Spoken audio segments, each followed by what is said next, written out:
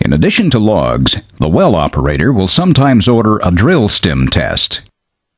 The drill stem test, or DST, temporarily produces hydrocarbons through the rig's drill string, or stem. DSTs also measure and record formation pressure and temperature data. To determine formation permeability and the makeup of hydrocarbons, the well owner may run a drill stem test, DST tool. The crew runs this assembly on the drill string, or the drill stem as it's sometimes called. The test evaluates a selected test zone. Like well logging, DSTs help well owners decide whether to run casing and complete a well. A DST tool lets formation fluids flow to the surface, or sometimes into a sample chamber inside the downhole tool. While the well flows, the well owner can determine the producing characteristics of the well. Such information allows the owner to produce the well more efficiently when completed. Here's a drill stem test tool made up on the bottom of the drill stem.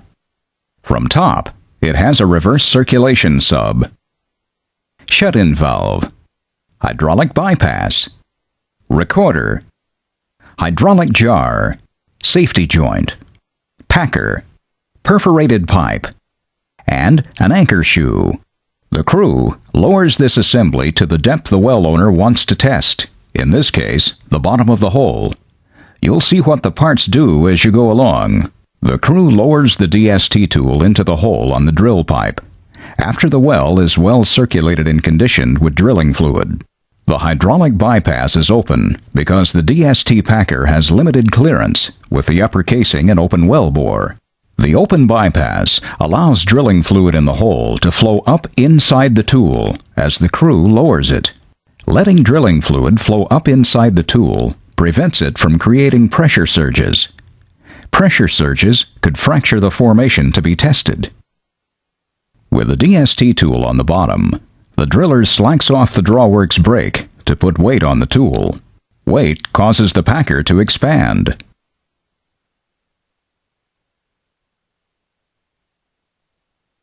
The packer seals off the hole beneath it. With the hole sealed by the expanded packer, the DST operator rotates the drill string. Rotation opens ports inside the DST tool. With the ports open, formation fluids flow into the tool and to the surface. During this time, crew members closely monitor annulus pressure. They monitor annulus pressure to make sure the packer maintains a good seal between the hole section being tested and the annulus above the packer. The test crew puts water into the drill pipe above the DST tool. This is a water cushion. The water cushion supports the drill pipe against mud pressure in the annulus until the test starts. The water cushion also puts hydrostatic pressure on the formation when the DST tool ports are open. The hydrostatic pressure is, however, not enough to keep the formation from flowing into the DST tool. The water cushion is just that, a cushion.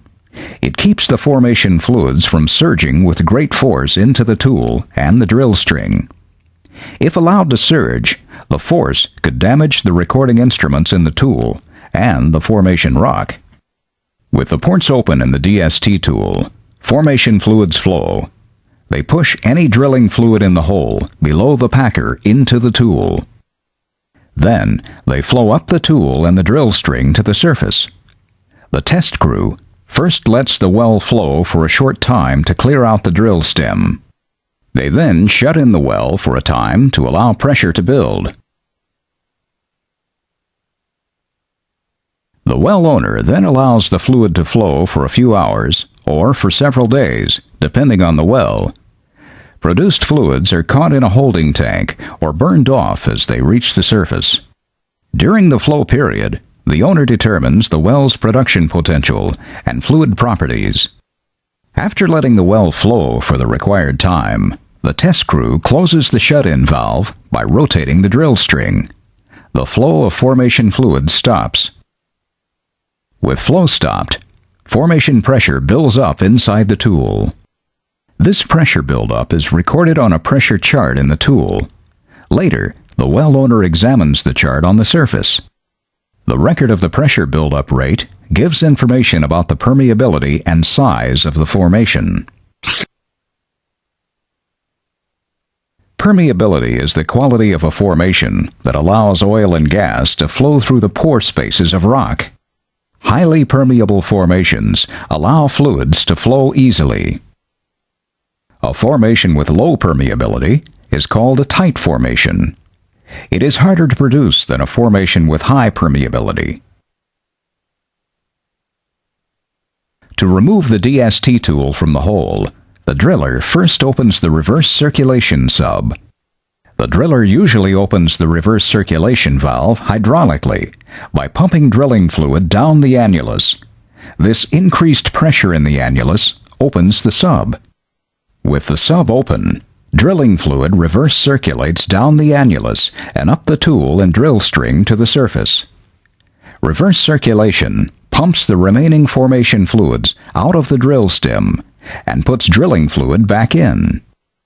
The drilling fluid kills the well. That is, the drilling fluid once again keeps the formation pressure under control. To pull the drill string and DST tool from the hole, the driller first releases the packer by easing up on the string.